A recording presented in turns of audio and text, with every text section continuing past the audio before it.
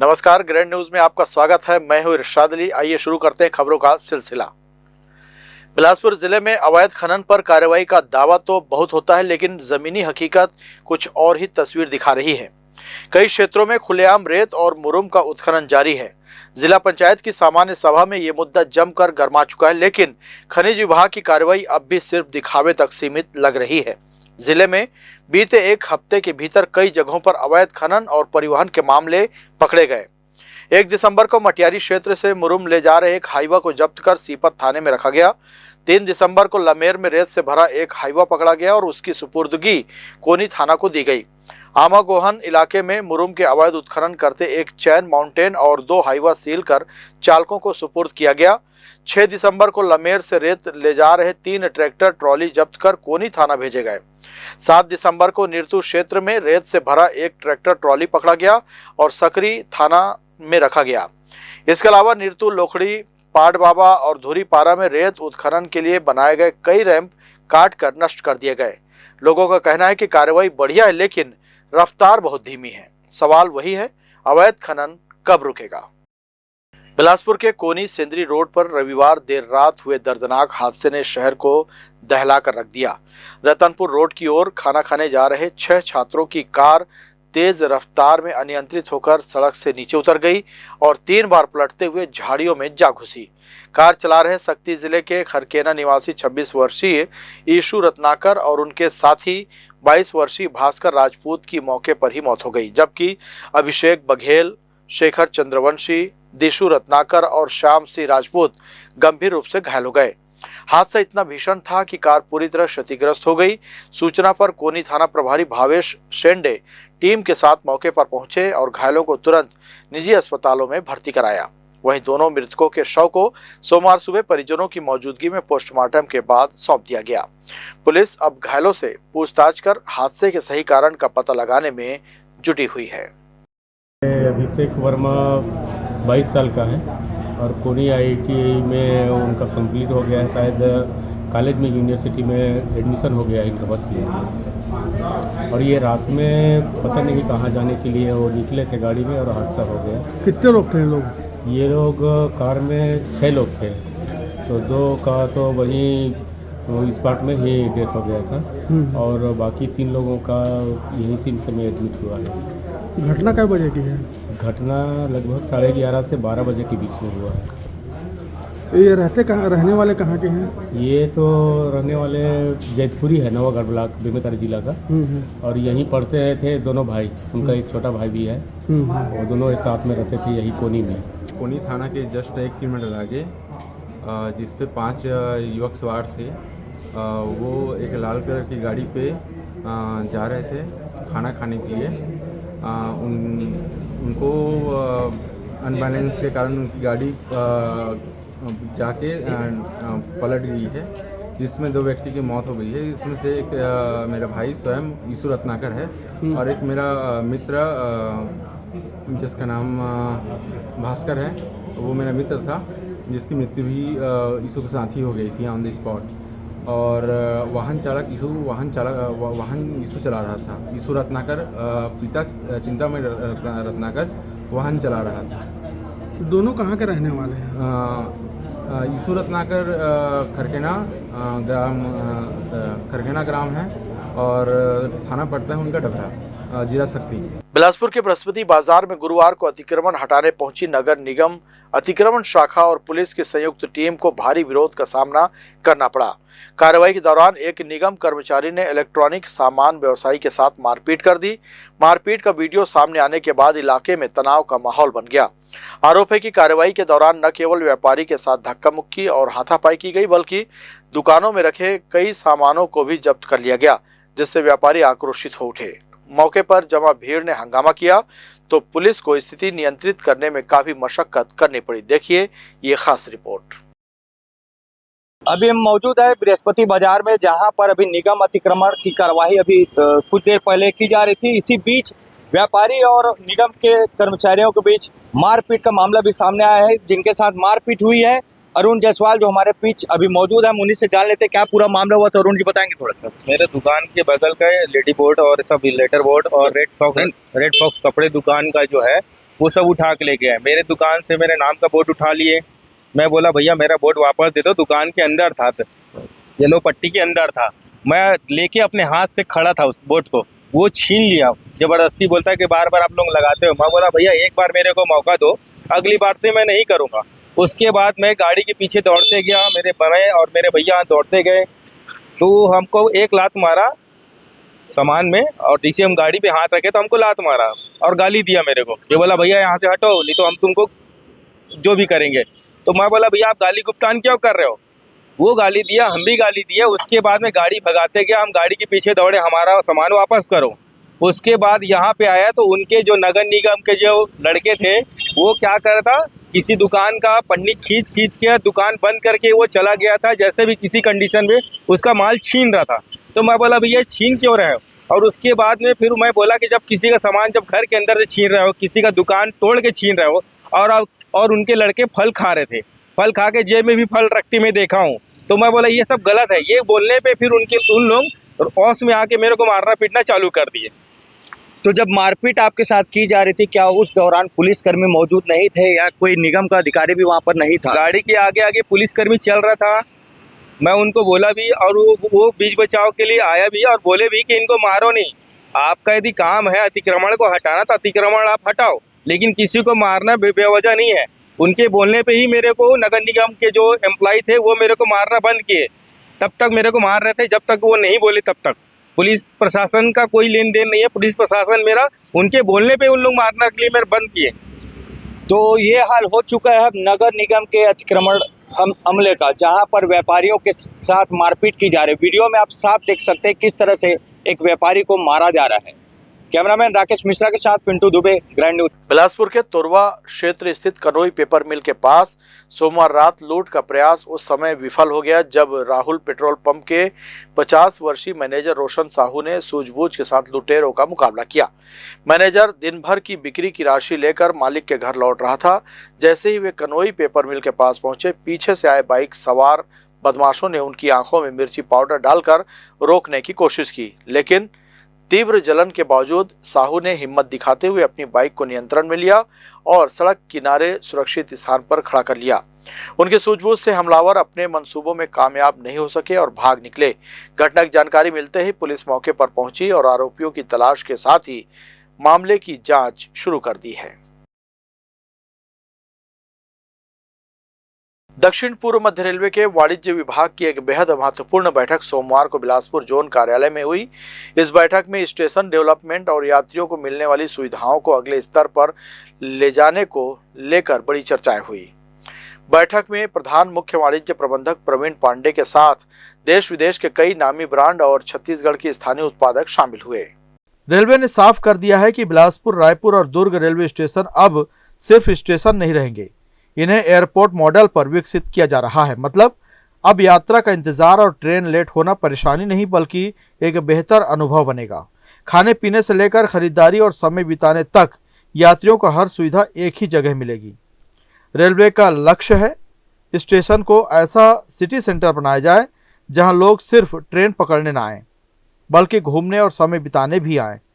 प्रवीण पांडे ने कहा कि प्रधानमंत्री और रेल मंत्री की मंशा है कि रेलवे स्टेशन शहरों के प्रमुख केंद्र बने। बिलासपुर स्टेशन पर चालू रेल कोच रेस्टोरेंट की सफलता ने भी ये साबित कर दिया है कि लोग स्टेशन को नए रूप में स्वीकार कर रहे हैं। बच्चों के मन में भावना होनी चाहिए, यूथ के मन में भावना होनी चाहिए कि चलो हमारी ट्रेन है 1-2 बजे है, चलो 1 घंटे पहले चलते हैं और वहाँ पर इन जगह पे जाके हम लोग करेंगे, खाना खाएंगे, ये करेंगे।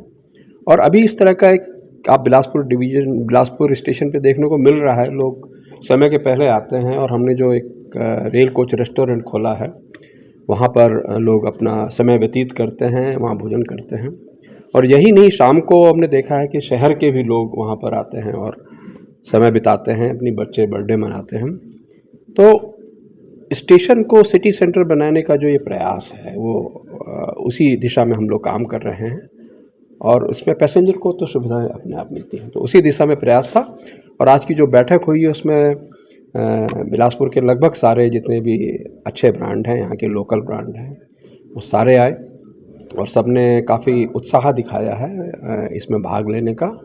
और शीघ्र ही इसके बारे में हम लोग एक्सप्रेशन ऑफ इंटरेस्ट कॉल करेंगे और यथासंभव सबको स्थान देने का। रेलवे जल्द ही एक्सप्रेशन ऑफ इंटरेस्ट जारी करेगा, जिसके जरिए बड़े ब्रांड और स्थानीय कंपनियां अपने आउटलेट खोल सकेंगी। इसमें छत्तीसगढ़ी व्यंजनों और स्थानीय उत्पादों को भी खास तवज्जो दी जाएगी, ताकि स्थानीय स्वाद और पहचान को राष्ट्रीय स्तर पर बढ़ावा मिल सके।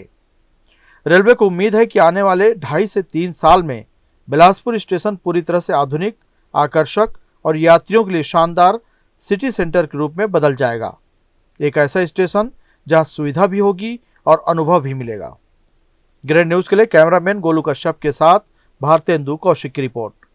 बिलासपुर रेलवे जोन देश का सबसे ज्यादा कमाई करने वाला माल ढुलाई वाला जोन है, लेकिन कमाई में नंबर 1 होने के बावजूद जिम्मेदारी और संवेदनशीलता में हालात बिल्कुल उलट दिखाई दे रहे हैं।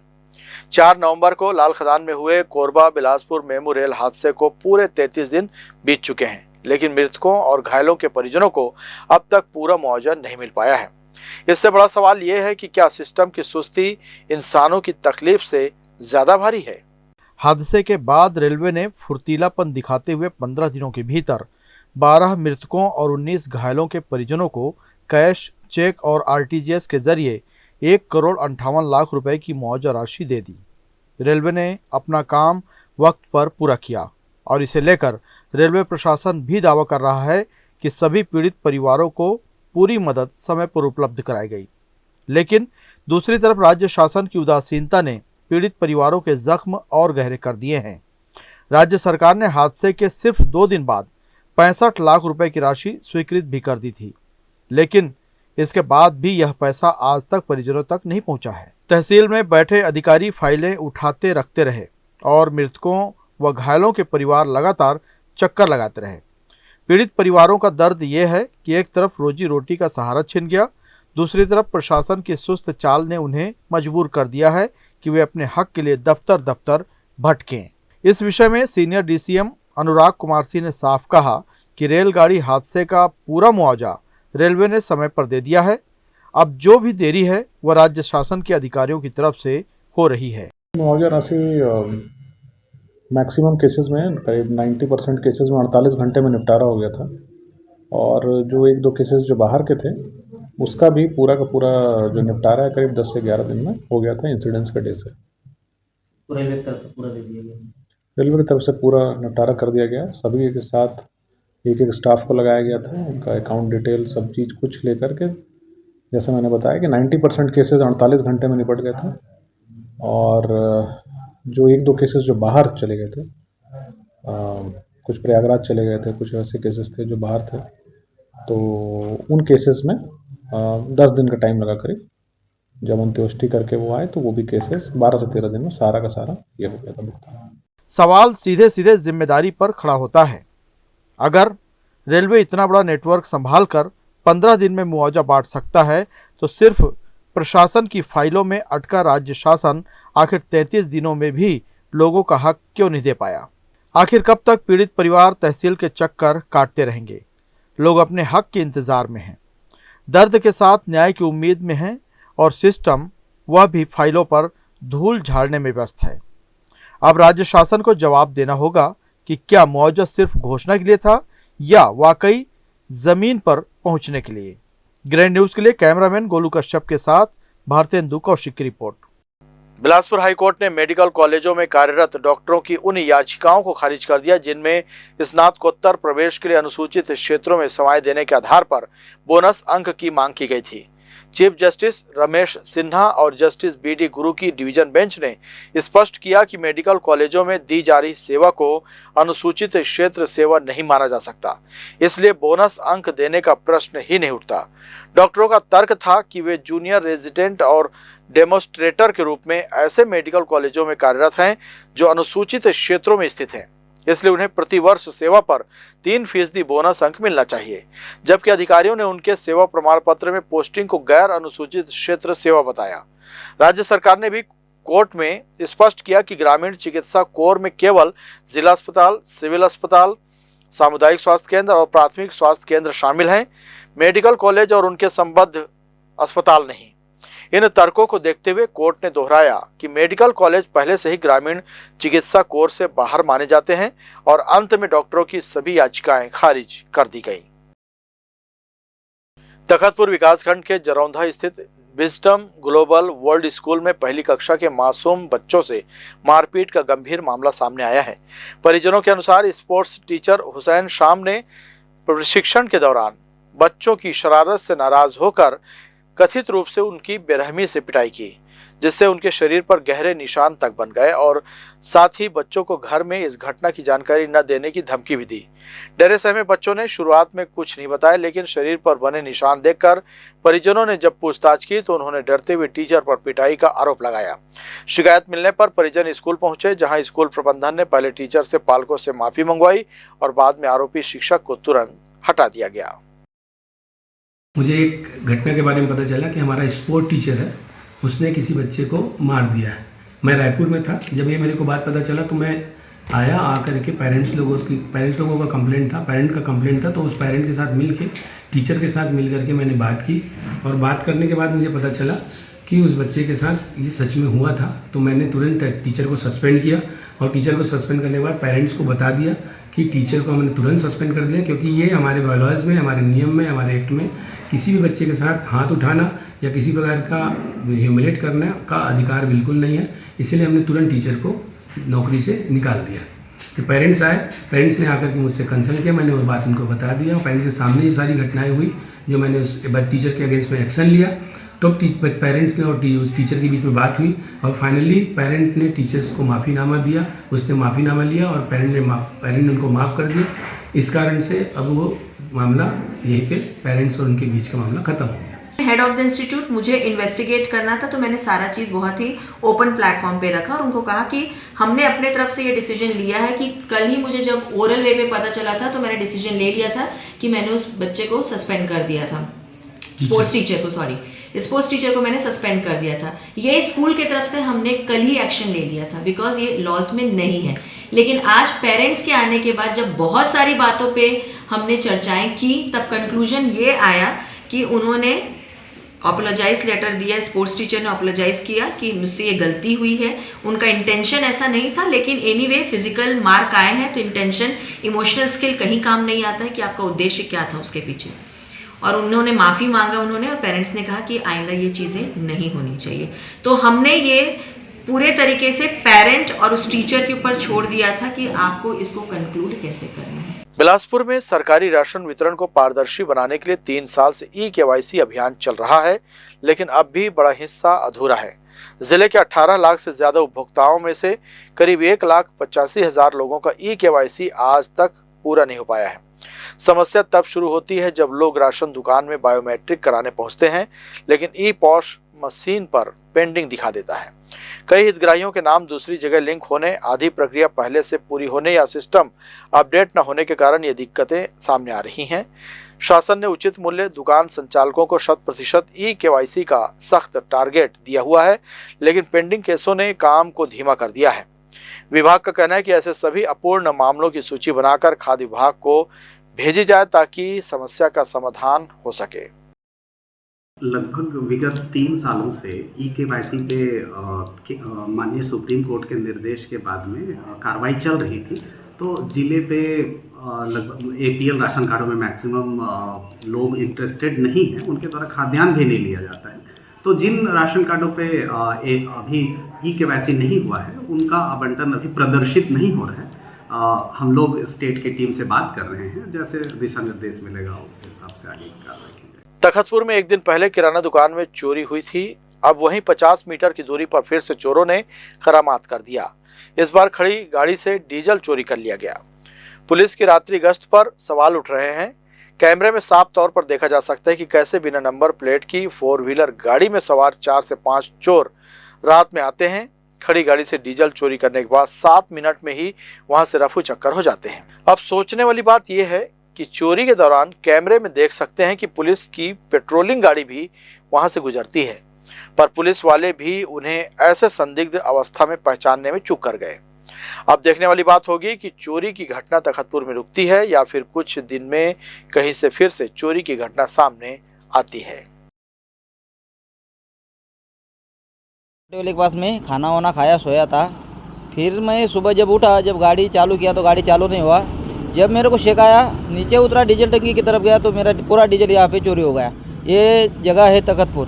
तो कैमरे में चेक किया आपने? कैमरा चेक किया भाई, ये स्कॉर्पियो गाड़ी आया था, उसमें से 4 आदमी उतरे और वो डीजल निकाल ली। रतनपुर के भैंसाझार जंगल में सूरज प्रकाश बघेल की संदिग्ध मौत ने पूरे क्षेत्र को हिला दिया था।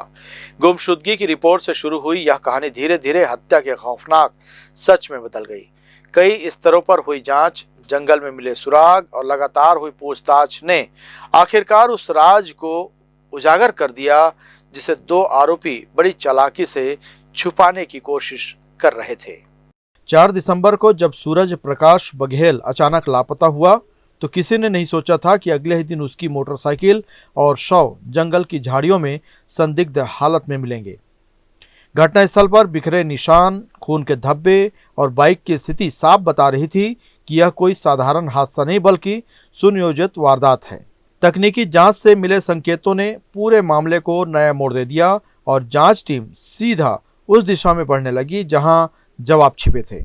थाना रतनपुर में विगत 4 तारीख को एक गुम इंसान की रिपोर्ट प्राप्त हुई थी। मृतक सूर्य प्रकाश बघेल, जिसकी गुम इंसान कायम करके उसकी पता तलाश की जा रही थी। उसका घर जो भैंसाझार के पास था, वहीं आसपास काफ़ी घना जंगल था। तकनीकी साक्ष्यों के आधार पर वहां खोजबीन की जा रही थी। दिनांक 5 तारीख को वहां पर उसकी मोटरसाइकिल और इस संदिग्ध अवस्था में जो शव बरामद हुआ, तत्काल घटनास्थल पर FSL, डॉग स्क्वाड और सभी वरिष्ठ अधिकारियों की टीम पहुंची और तत्काल उसमें घटना में हमने हत्या का अपराध पंजीबद्ध कर विवेचना चालू की थी। इस दौरान तकनीकी साक्ष्यों के आधार पर सभी पहलुओं की जांच की जा रही थी। सर्व संबंधितों से पूछताछ की जा रही थी। पूछताछ के दौरान पुरानी रंजिश के आधार पर 2 संदेहियों रंजीत खांडे और सुधीर खांडे से लगातार पूछताछ की गई। तकनीकी साक्ष्य एकत्रित किए गए, जिससे कि पता चला कि इन दोनों ने ही घटना को अंजाम दिया है। दोनों व्यक्तियों को पुलिस हिरासत में लिया जा चुका है और घटना में प्रयुक्त जो लोहे की रॉड और एक डंडा था जिससे घटना को अंजाम दिया गया था, उसको भी जब्त किया जा चुका है। घटना में प्रयुक्त मोटरसाइकिल भी जब्त की जा चुकी है। लगातार इन आरोपियों से और पूछताछ की जा रही है और साक्ष्य संकलन किया जा रहा है। इनकी गिरफ्तारी कर कल उन्हें न्यायिक रिमांड में भेजा जाएगा।